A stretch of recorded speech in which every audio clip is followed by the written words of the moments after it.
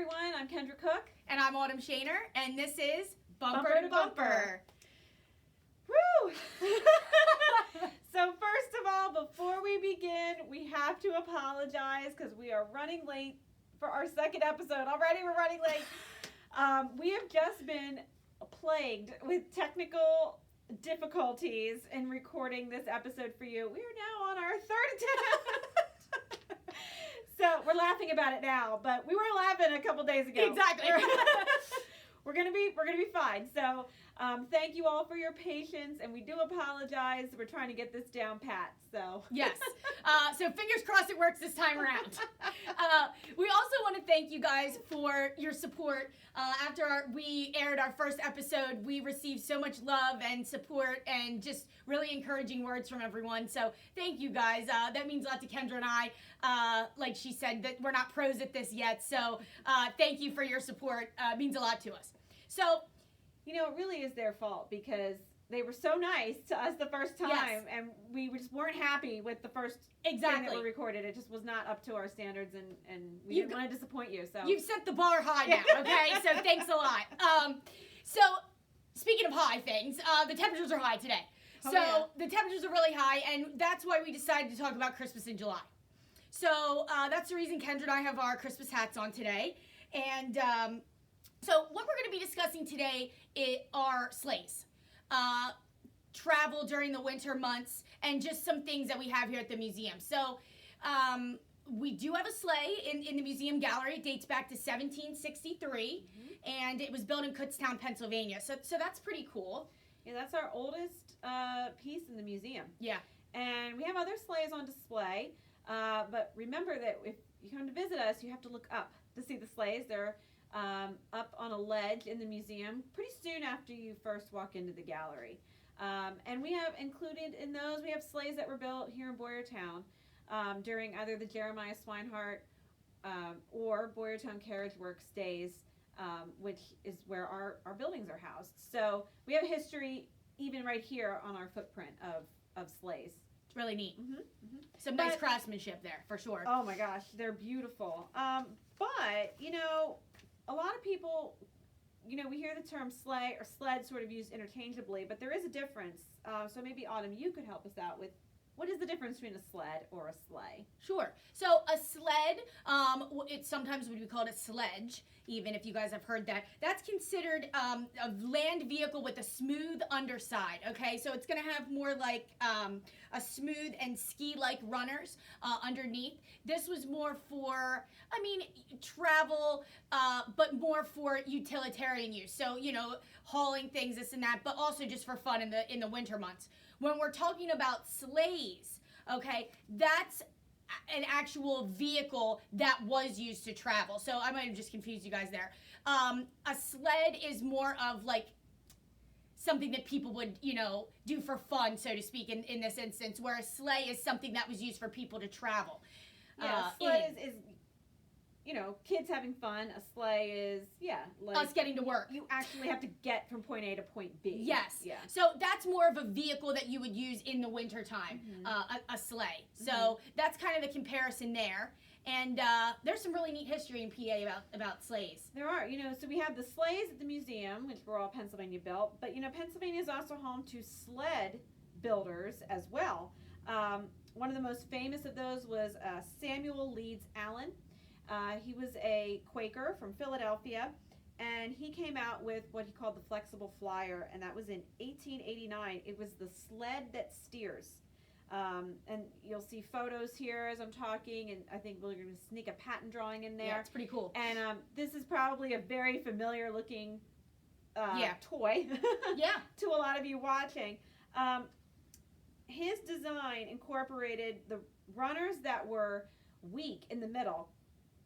So this meant those runners could be more easily bent and therefore steered.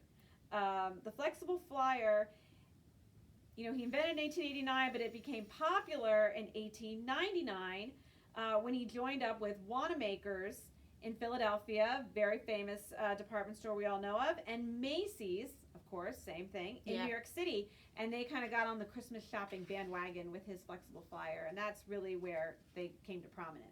Good business move. Oh, yeah, very smart.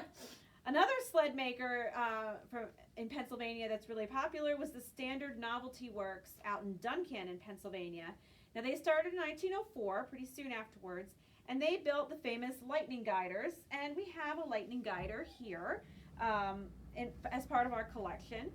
Beautiful stenciling on it. And this company, they were in business quite a long time. I said 1904 they started. They didn't close till 1990.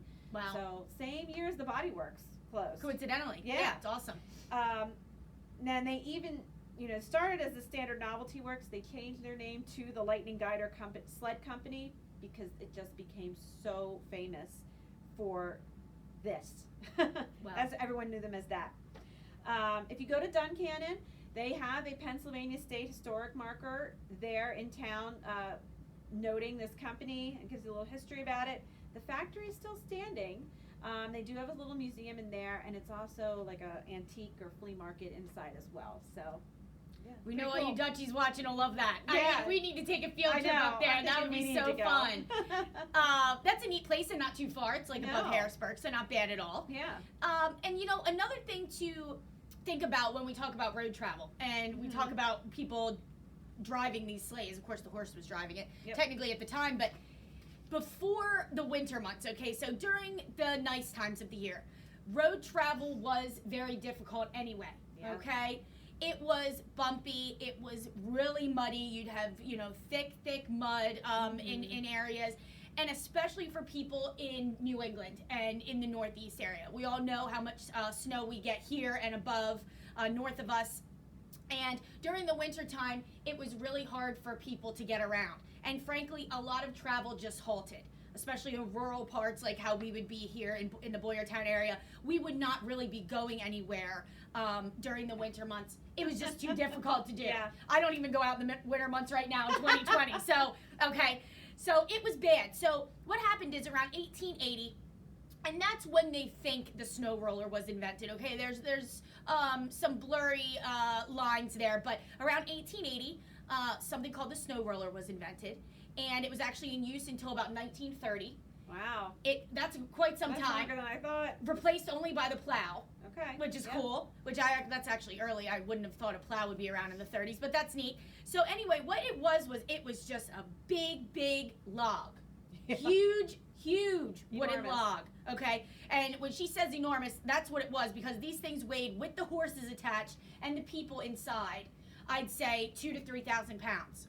So it was hard for the horses too. Yeah. Okay, I feel bad for the horses because they're having a heck of a time Yeah. at this. So what happened was, you would take these big rollers. Okay, you'd hook up the horses to the front. You'd have your big log roller, and these would go over the roads. All that would separate the sides of the road would be a thin kind of bump of snow that they'd leave as kind of the marker in between. And what would happen is they would flatten the snow, flatten it down with these rollers. And it was very difficult work, and people loved it because they were now able to do a lot of winter travel. Right. Which obviously, if you have a wheel, Exactly. It's a given. It's Yeah. gonna work really the well. wheel's gonna sink in, but if you tamp all that snow down, Yes, it's perfect. So people started doing heavy hauling during the winter months. This was actually a time people looked forward to doing their most difficult hauling, which sounds silly, but it was so easy to slide quickly, okay, remember, right across the snow. There were also people on the job site called snow wardens, which I would equate to like a foreman of road work today. And their responsibility was to make sure it was flattened properly. This is a difficult job too, okay? And these people were dressed in wool over wool, okay? Yeah.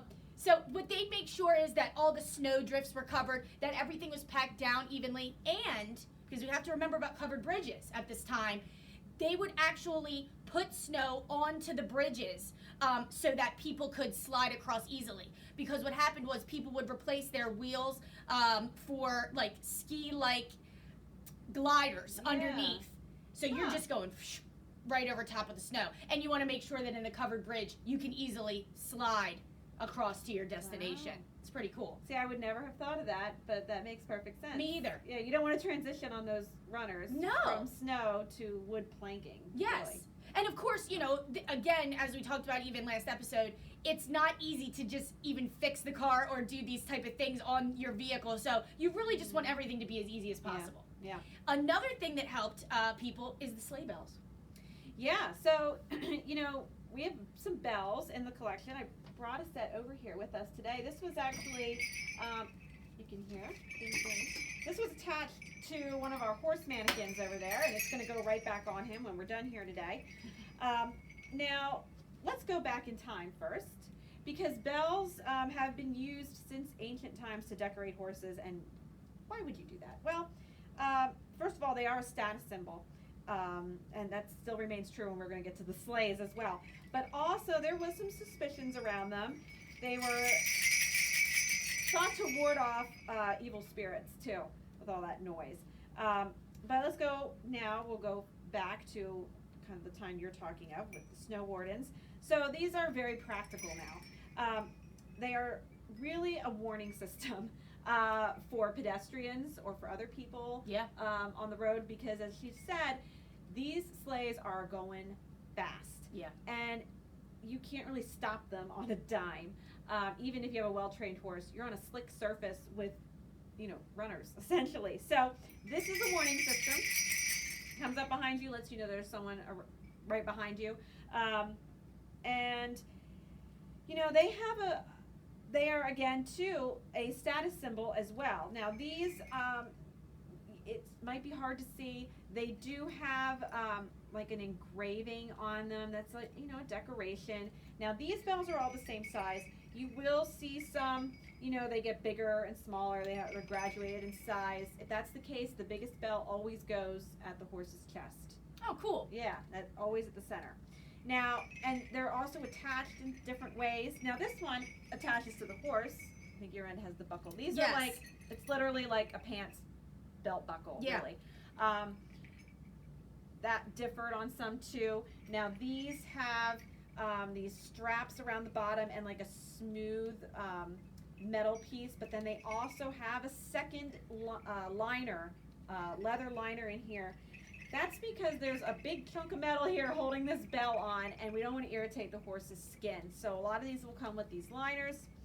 Sometimes the bells are attached with leather ties. They'll be tied on, so that's not as aggravating to the horse. So you'll see these in all different forms. Like I said, this was on a horse mannequin in the gallery. We have 2 horse mannequins over there that each have a set of bells on them. So you can see how they looked. Sometimes they did put them on the shafts of the sleigh as well.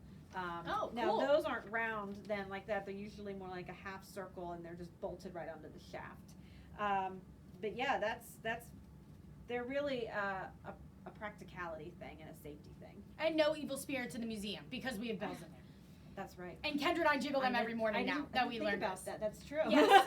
We're jingling them all over the museum campus areas for you guys when you come back in when we reopen. But if you know us, that probably doesn't surprise you at all. No. So, listen, it's been fun talking to you guys about Christmas in July. Yes. We've really enjoyed it. This is our 3rd go, and we appreciate your patience again, as Kendra said. What's important to us, too, is follow us on Facebook and subscribe to our YouTube channel. Mm-hmm. We are just starting. We're trying to get these videos up and going, but we really appreciate your support. And next month, in August, we're going to talk about books on wheels. Yes, so we're going to talk about bookmobiles. Okay. We manufacture them here at the Body Works, and it should be a pretty cool show, some really neat pictures. So we're excited. And so again, follow us, subscribe to our YouTube channel, and thank you so much. We appreciate your support. See you next time. See ya.